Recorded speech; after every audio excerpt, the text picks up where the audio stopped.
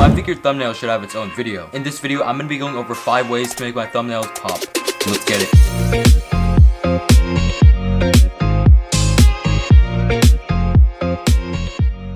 What's up everybody? My name is Max. Welcome to my YouTube channel. If you're new here, be sure to hit that big subscribe button down below because you don't want to miss out on anything in this whole entire content creator series that I have. I make videos about tech tutorial and lifestyle videos, but this video is part of a 5-part content creator series. This is part 4 you're watching right now, how I make my thumbnails. I've gotten some compliments about my thumbnails before, so I've decided to make a video explaining how exactly I do it. So the app I use is called Canva. It's free, so you don't have to worry about paying for it at all, and I think it's really good. It gets the job done. It can make your thumbnails look really clean. So like I mentioned before, I have 5 different things that I just wanted to go over, and the first one is a reminder. So you can also take screenshots from your video once you finish editing it to make a thumbnail, but what I like to do is take different takes to make the subject pop a little bit more, so I'm more in focus and I get everything correct. So that's what I like to do. So right now on screen, I'll show you all the different takes that I had for last video, part 3 out of 5. If you haven't already watched it, be sure to check it out, because this series will help anybody, whether you're starting a YouTube channel or you already have one. I feel like all these tips can apply to you no matter what stage you are in creating your content, but experimenting with different takes definitely does help out a lot. I do different poses, like if I'm holding up the computer or if I have a different expression on my face, I have my fingers pointing somewhere. I make sure I'm in focus. Like right now I'm looking at the autofocus. I make sure it's all good.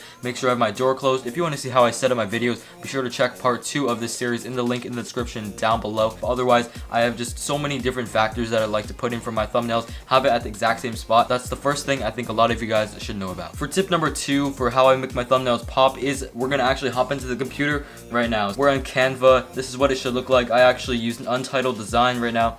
I use the YouTube thumbnail template, so I'm pretty sure you guys will be able to navigate to there by yourself. Here's the picture for the thumbnail for this part. That's what I want to choose. I think the pose is pretty good, and it's just me pointing to the computer right now. Let's just resize it so it can fit the whole entire canvas.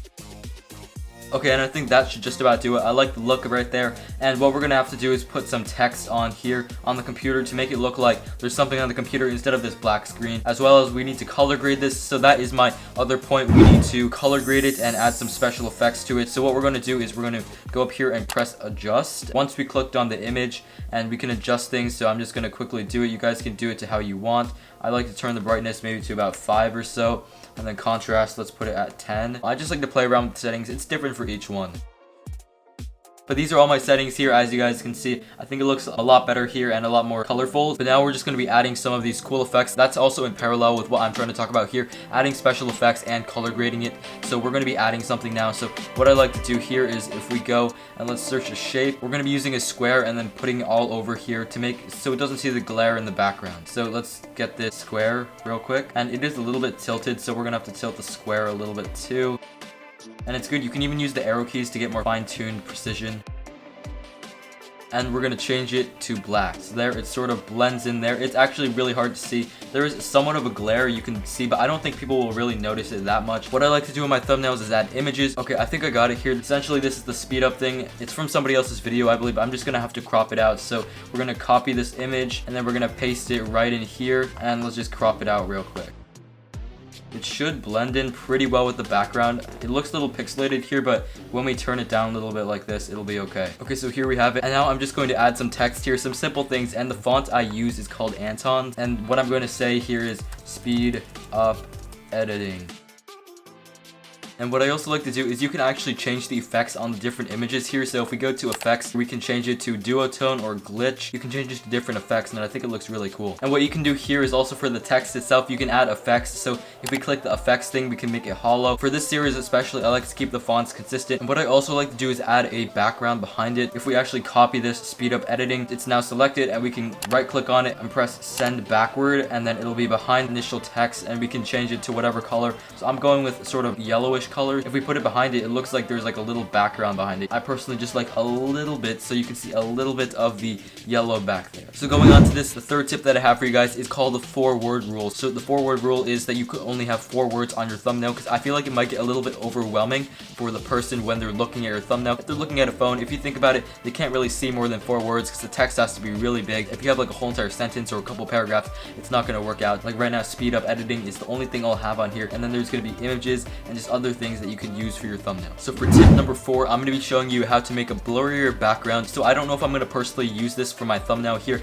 but I just want to show you because I use this quite a bit in some of my other thumbnails. So if we actually go to a website called remove.bg, so I'm pretty sure I have talked about this before, we can upload an image. If we go to our finder right now, let's find the thumbnail image right here. Okay, so it could not be identified here. Sometimes remove.bg has these glitches like that, but I'm actually going to be showing you in another one of my thumbnails how exactly I did that. You would go into remove.bg and download the actual things, and then now we're going to put it into another project. So I'm actually going to be showing you this effect in my how I got 100 subs video. As you can see, I use that technique. The background is really blurred out here, and I'm going to be showing you exactly how I did that. As you can see, this is the remove background, and what I did was I put the remove background in here. So if you go to upload, you can upload your image or video. Once you have downloaded the remove background image, you got to put the image with the background not removed in the back. Then you go to adjust and make the blur however you like, however you want it to be blurred. I put 15, and then you take the other image with the remove background and put it over it. Make sure it's color graded the same so you can put the exact same numbers to the adjust panel, and now we put the whole entire image over it. And as you can see, once you match it up, there's a more blurred background and it looks a lot more professional, I feel like, and it just makes you stick out, or the subject stick out a lot more. And finally, for tip 5 that I want to go over for this video, how to add an outline behind your subject. So this goes also along with the remove.bg thing. If we actually go right here and we copy this image, let's paste it again, move this over because we're going to use this one, and then we're going to go to effects, choose a duotone or glitch. If you don't already have these, you can just click on one of them over here, and the effect that I chose was a glitch effect. So as you can see right behind me, I have this whole entire glitch effect, and this is me also right here, a duplicated image of the remove background one. And what I'll do is just put myself over it like this a little bit, so there's a little bit of that remove background so you can still see that glitch.